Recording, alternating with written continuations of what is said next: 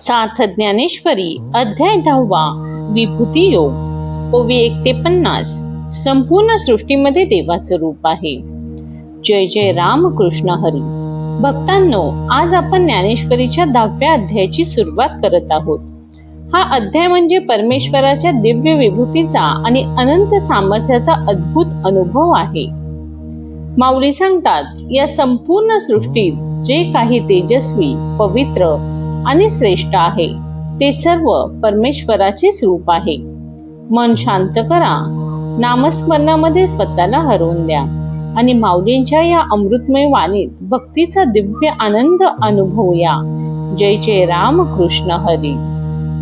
नमो विशद बोध विद्या विद्यारविंद प्रबोधा पराप्रमेय प्रमदा विलासिया.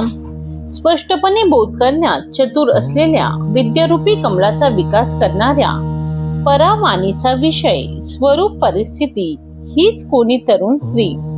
त्या स्त्रीशी विलास करणाऱ्या श्री सद्गुरो तुम्हाला माझा नमस्कार असो.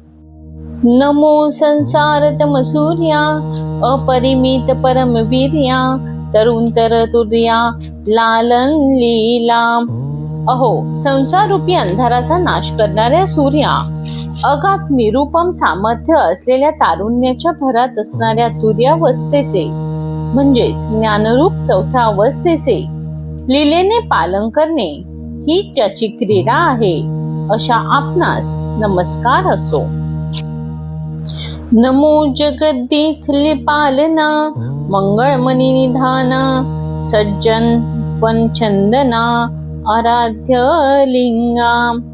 अखेर जगाचे पालन करणाऱ्या कल्याणकारक रत्नांचा ठेवा संतरूपी मनात चंदनासम श्रेष्ठ आणि आराधना करण्यास योग्य अशा श्री गुरु तुम्हास माझा नमस्कार असो.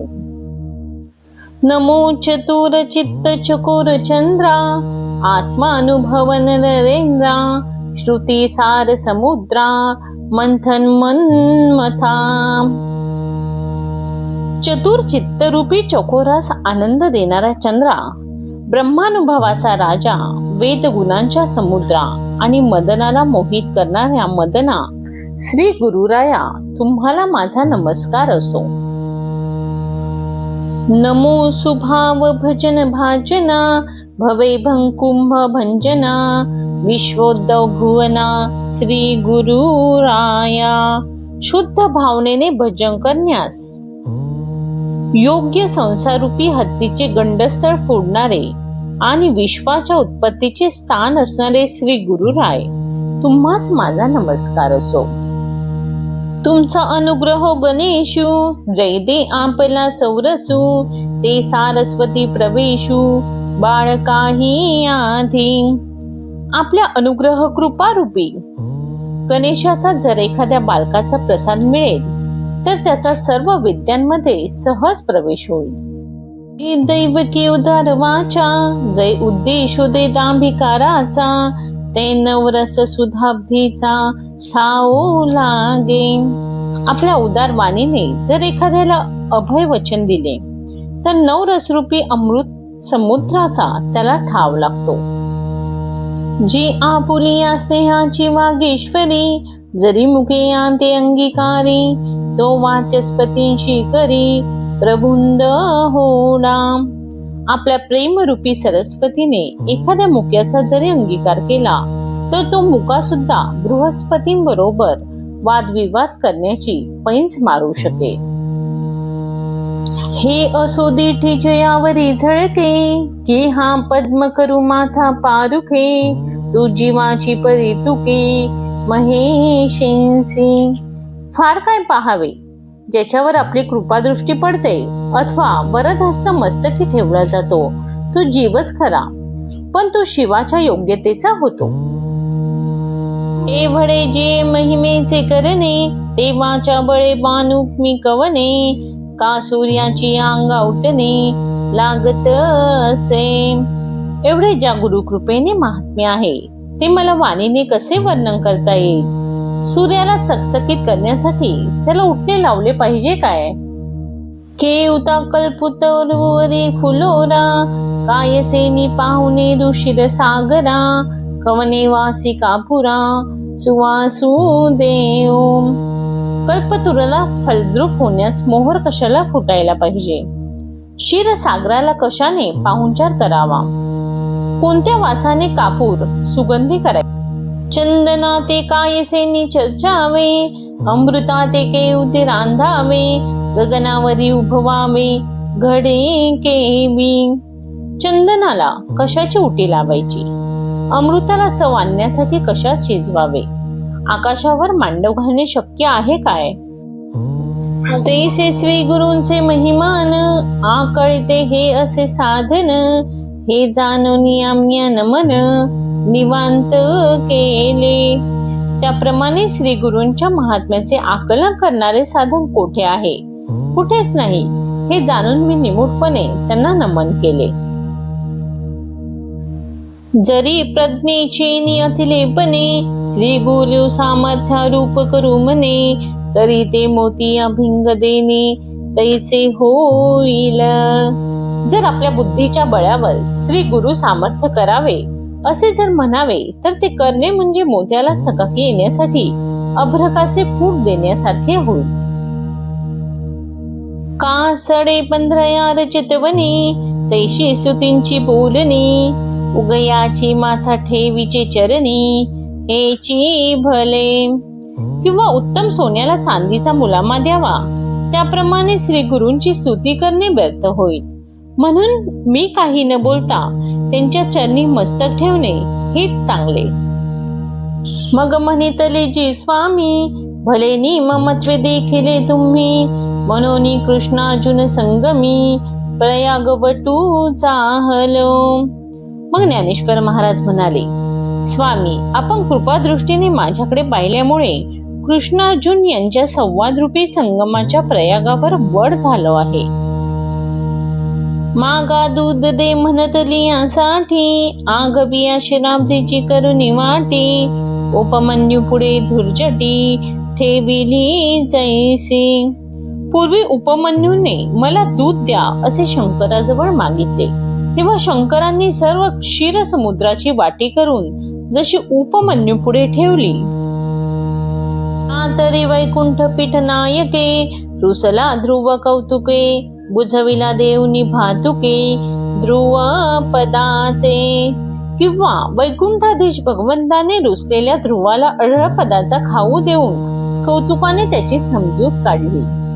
तैसे जे ब्रह्मविद्या राव, सकळ शास्त्रांचा विसमता ठाव, ते भगवद्गीता मौमी गाव ऐसे केले. त्याप्रमाणे गीता जी ब्रह्मविद्येचा राजा आहे, सर्व शास्त्रांचे विश्रांती स्थान आहे, ती मी ओवी छंदात प्राकृत भाषेत गावी असे श्री गुरूंनी केले. जे बोलनियाचे राणी हिंडता, नायकी जे फळालिया अक्षराची वार्ता, परी ते वाचाची केली कल्पकता विवेकाची. शब्दरूपी अरण्यामध्ये पुष्कळ हिंडले तरी वाचारूप वृक्षाला विचारूप फळे आल्याची गोष्ट ऐकवता येत नाही, परंतु श्री गुरूंनी ती वाचाच कल्पवृक्ष केली. एक एक देवांचे करणे, ते अपार बोलो के विमी जाणे, तरी अनुवादलो धीटपणे, ते उपहासाही जोजी. याप्रमाणे श्री गुरूंची एक एक करणी अगाध असल्यामुळे त्या सामर्थ्याचे मी काय वर्णन करणार. तरी पण धीटाईने मी जे काही बोललो त्याची मला क्षमा असावी. आता पुलेनी कृपा प्रसादे, मिया भगवद्गीता ओवी प्रबंधे, पूर्वखंड विनोदे वाखानिले. आतापर्यंत आपल्या कृपा प्रसादाने मी श्री भगवद्गीतेचा पूर्वखंड ओवीबद्ध असा आनंदाने वर्णन केला. प्रथमी अर्जुनाचा विषादू, दुजी बोलिला योगू विषेदू, परी सांख्य बुद्धीसी भेदू दाऊनिया. पहिल्या अध्यायात अर्जुनाचा भेद सांगितला, दुसऱ्या अध्यायात सांख्ययोग आणि बुद्धियोग यांचा भेद दाखवून सांख्य ज्ञान योगाचे स्पष्ट वर्णन केलेले आहे. ती जी केवळ कर्म प्रतिष्ठिले, तेची चतुर्थी ज्ञानशी प्रकटले, पंचमी गभरले योग तत्व.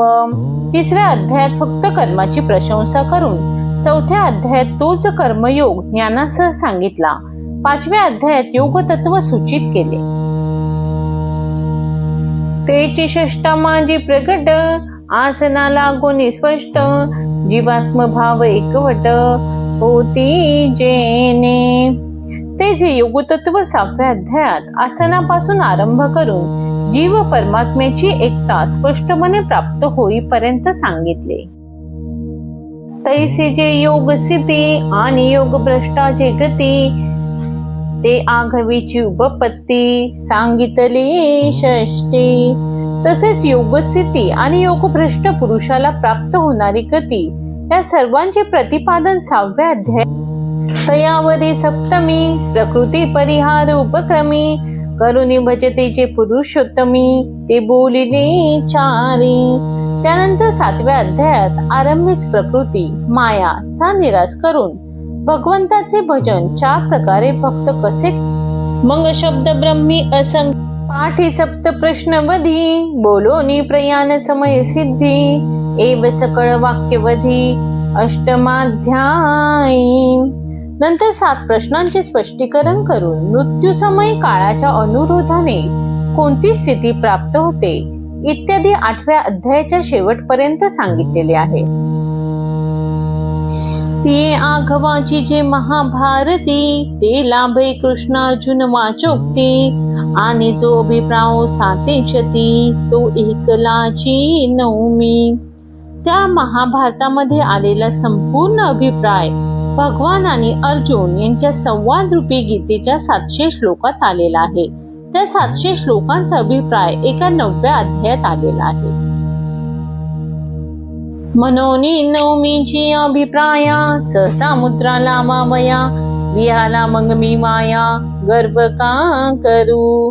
ज्ञानेश्वर महाराज म्हणतात, म्हणून 9व्या अध्यायाचा अभिप्राय पूर्ण झाला असा दाखवणारा लेखन सीमेचा शिक्का त्यावर एकदम देण्यास भ्यालेला जो मी तो 9व्या अध्यायाचा संपूर्ण अभिप्राय सांगितला असा व्यर्थ अभिमान कशा करता धरू. अहो कुळा साखरे मायले याचे, हे बांधे तरी एकाची रसाचे, परिस्वाद गोडीचे आन आन जैसे. अहो गुळ, साखर आणि राप ढेप यांचे आकार जरी एकाच रसाचे झाले आहेत तरी त्यामध्ये गोडीचे स्वाद जसजसे निराळे आहे. एक जाणोनी बोलती, एक ठाय ठाव जाणविती, एक जाणो जाता हारपती, जाणते गुणाशी. तसे अन्य अध्याय एकाच गीतेचे ब्रह्मतत्व प्रतिपादन केलेले आहेत, तरी काही अध्याय ब्रह्म जाणून प्रतिपादन करतात, म्हणजे सिद्धावस्थेचे वर्णन करतात, आणि काही ब्रह्म जाणायलाच गेले असता जाणण्याच्या धर्मासह जाणणारा हरपून जातो, ब्रह्मरूप होतो. हे से अध्याय गीतेचे, परी अनिर्वाच्यपण नवमांचे, तो अनुवाद लोहे तुमचे सामर्थ्य प्रभू. असे एकापेक्षा एक सरस असे गीतेचे अध्याय आहेत खरे, पण 9व्या अध्यायाचे वर्णन शब्दाने करता येणार नाही. पण हे प्रभू, तो मी वर्णन केला, हे सामर्थ्य आपलेच आहे. अहो एकाची छाटी तपिन्नली, एकी सृष्टीवरी सृष्टी केली, एकी पाशानी वावनी उतरली, समुद्री कटके. एकाच्या वसिष्ठ ऋषींच्या काठीने सूर्याप्रमाणे प्रकाश केला आणि एकाने विश्वामित्राने या जगाहून वेगळे जगच निर्माण केले, तर एकाने नल वानराने दगड पाण्यावर टाकून सेतू बांधून वानर सैन्य पार उतरवले. एकी आकाशी सूर्या ते धरिले, एकी चोळींची सांगरा ते भरिले, तैसे मज मुकया करवी बोलवले, अनिर्वाच्य तुम्ही. एकाने मारुतीने जन्मताच आकाशात उड्डाण करून सूर्याला फळ म्हणून धरले, एकाने म्हणजेच अगस्ती ऋषींनी एका चुळीतच समुद्र प्राशन केला. त्याप्रमाणे माझ्याकडून माझ्यासारख्या मुक्याकडून अनिर्वाच्य असा 9वा अध्याय तुम्ही वदवला. परी हे असो येथेसे, राम रावण झुंजिनले कैसे, राम रावण जैसे मिनले समरी. पण हे राहू दे, राम रावणाचे युद्ध कसे झाले त्याला उपमा जशी राम रावण युद्धाचीच दुसरी उपमा नाही. तैसे नवमी कृष्णांचे बोलणे, ते नवमीची आची ऐसे मी म्हणे, या निवाणा तत्वज्ञ जाणे, जया गीता तू हाती. त्याप्रमाणे 9वा अध्याय कसा म्हणाल तर त्याला उपमा 9व्या अध्यायाचीच दुसरी उपमा नाही. पण हे बोलणे कोणाला पटेल तर ज्याला गीतेच्या अर्थाचे यथार्थ ज्ञान आहे अशा तत्वज्ञानाला. विभूती प्रतिविभूती प्रस्तुत अर्जुन सांगिचे, एव 9 अध्याय पाहिले, मी यामती सारखे वाखानिले, आता उत्तराखंड वाहिले ग्रंथाचे ऐका. याप्रमाणे 9व्या अध्यायात मी यथामती वर्णन केला. आता येथून उत्तरखंडास आरंभ झाला आहे, ऐका. चेत विभूती प्रतिविभूती प्रस्तुत अर्जुन सांगी चेती, ते विद्वद्दारस वृत्ती म्हणी पेल कथा. या 10व्या अध्यायात अर्जुनाला मुख्य आणि गौण अशा 2 प्रकारच्या विभूती सांगितलेल्या आहेत. ती कथा चातुर्याने आणि रसयुक्त वर्णनाने सांगितली जाईल. देशीचे निनागरपणे, शांतू शृंगारा तेजिने, तेरी ओविया हाती लेणे, साहित्यासी. मराठी भाषेच्या सौंदर्याने शांतरस शृंगारसाला जिंके. त्यामुळे मराठी भाषेतील ओव्या खऱ्या, पण त्या साहित्य शास्त्राला अलंकार होतील. मूळ ग्रंथाची या संस्कृता, वरी मराठी नीट पडता, अभिप्राय मानलिया उचिता, कवन भूमी हे न चोचवे. मूळ संस्कृत गीता आणि त्यावरील मराठी ओव्या यांचा नीट अभ्यास करून जर अभिप्राय लक्षात आला तर कोणता मूळ ग्रंथ आहे हे कळणार नाही. जैसे अंगाचे नि सुंदरपणे, लेणी या अंगाची होई लेणे, तेथ अलंकारे कवन कवने, हे निर्वचेना. ज्याप्रमाणे शरीराच्या सौंदर्याने शरीर हेच अलंकारास भूषण होते, अशा स्थितीत कोणी कोणाला शोभा आणली याची निवड करता येत नाही. तैसे देश आणि संस्कृतवाणी, एका भावार्थाच्या सुखासनी, शोभती आयनी चोखट ऐका. त्याप्रमाणे मराठी भाषा आणि संस्कृत भाषा या दोन्ही गीतेचा भावार्थ सांगण्यात समान योग्यतेच्या असून त्या कशा शोभतात याचे वर्णन निर्मळ अंतकरणाने ऐका. उठावे भावारूप, करता रसवृत्तीचे लागे वडप, चातुर्य मने पडप, जोडले आम्हा. गीतेचा अभिप्राय सांगत असता शृंगारादी 9 रसांची वृष्टी होते आणि चातुर्य म्हणते की आम्हाला ही प्रतिष्ठाच लाभलेली आहे. तैसे देशीचे लावण्य, हिरोनी आणले तारुण्य, मग रचिले अगण्य गीता तत्व. वरच्या ओवीत सांगितल्याप्रमाणे ज्याच्या योगाने होईल तसे मराठी भाषेचे सौंदर्य आणून शृंगारादी रसांना तारुण्य आणले आणि नंतर अगाध असे गीता तत्व मराठी भाषेमध्ये रचले. जो चराचर परमगुरु, चतुरचित्त चमत्कारू, तो एका यादवेश्वरू, बोलता जाहला.